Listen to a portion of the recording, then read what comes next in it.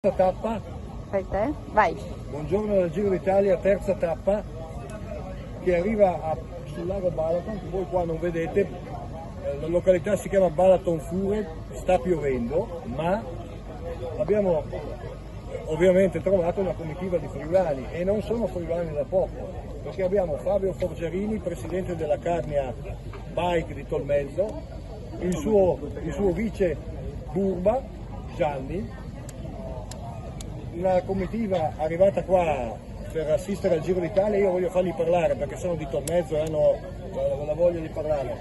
Forgiarini, mi dicevi ieri una grande emozione a Budapest. È una grande emozione per la città in sé, ma poi vedere i ciclisti, i nostri, di cui siamo tanto appassionati, in mezzo a tanta gente, in mezzo a questi monumenti eccezionali, fa veramente amare lo sport e l'Europa in cui viviamo. Uno spettacolo indescrivibile, anche se ho un po' di anni, indescrivibile. Qua, allora, arrivano altri friulani che li abbiamo ritracciati, la comitiva si sta riempendo e ci sono De Marchi, Cimolai in corsa. Avete salutato Pellizzotti, c'è anche Gasparotto, direttore sportivo.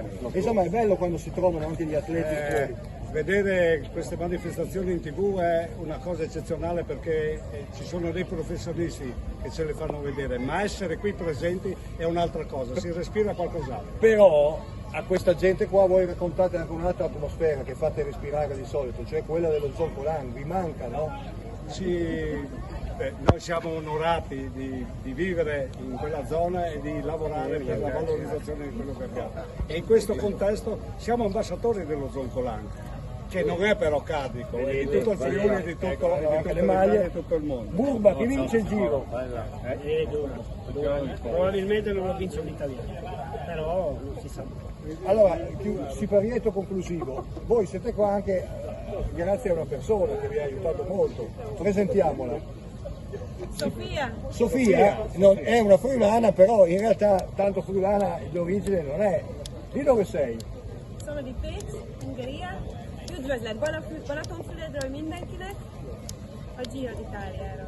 Ma è più bella l'Ungheria o il Friuli? Kell. E con una chicca in Carnico chiudiamo questo collegamento e buona tappa. Grazie Tony. Grandissimo. E poi vi faccio mettere sul sito.